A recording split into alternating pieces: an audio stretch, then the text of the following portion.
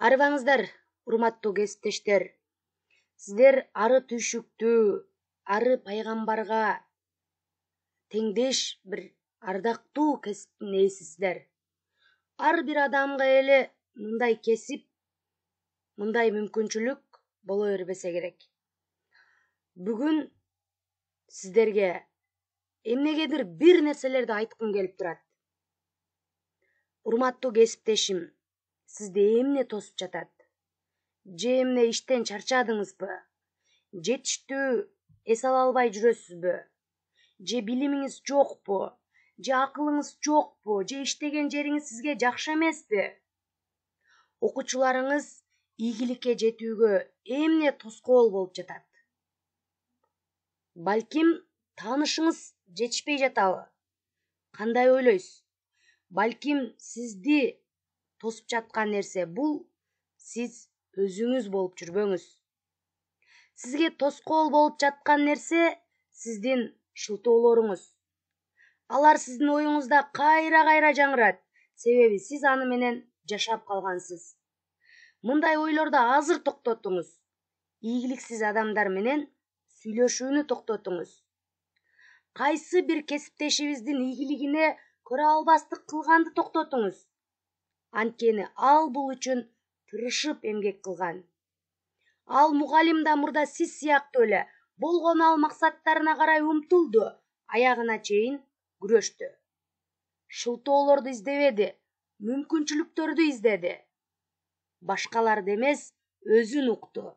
Андыктан, урматтуу кесиптешим, башыңызды бийик көтөрүп ишти баштаңыз. Мезгил, убакыт өтүп жатат. Азыр болбосо башка ылайыктуу убакыт болбойт. Баштоо үчүн эң сонун учуруңуз азыр.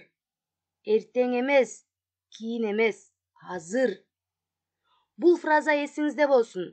Ийгиликтүү менен ийгиликсиздин ортосунда эртең деген чоң ажырым жатат. Эгер бул сабактардан кийин да ийгиликке жете албасаңыз, анда сиз ийгиликсиз адамсыз. Көздөрүңүз көрүп жатса, кулагыңыз угуп жатса, колу бутуңуз иштеп жатса, демек балдарды жертыдан чыгарууга, жертыдан жогорку балдарды алып берүүгө сизде бардык мүмкүнчүлүктөр бар. Эч бир чөйрө, эч бир жетекчи сизге тоскоолдук кыла албайт. Жетишет, актанууларды токтотуңуз. Ага сизде билим, тажрыйба бар эмеспи? Бардык ийгиликтер сыноо менен башталат. Ийгилик сизге оңойчулук менен келбейт. Бирок сиз өз ишиңизди чындап сүйсөңүз, ар күнү аракеттениңиз. Сиз ийгиликке жетесиз. Мен билемин, ар бириңиздердин колуңуздардан келет. Бүгүнкү жетишкендиктериңиз, кечээки аракеттериңиз. Болгону азыртан кадам таштаң. Эртең деп канча күнүңүз өттү. Азыр жашап жатасыз. Андыктан азыртан так ушул мүнөттөрдөн баштаңыз. Мен эле асмандан түшүп келип эле анан окуучуларды окутуп, окуучуларым ийгиликке дароо жетишкен жок. Мен өзүмдүн үстүмөн ушул 5 ыкмада иштедим. Адамдарды окутуу оңой, бирок адам өзүн окутуу абдан кыйын. Мен биринчи орунда өзүмдү окута алдым. Мага керектүү нерселерди жыйнай алдым. Жыйнаган материалымды анализдей алдым. Анализдеген материалымды бардык кесиптештериме айта алдым. Демек мен кесиптештериме айтып жатып, өзүм жаңы нерселерди жарата алдым. Демек, урматтуу кесиптеш, ийгиликке жетүүнүн эң жакшы жолу сорттоштуруу. Сиздин көз алдыңызда балким ар нерселер турат.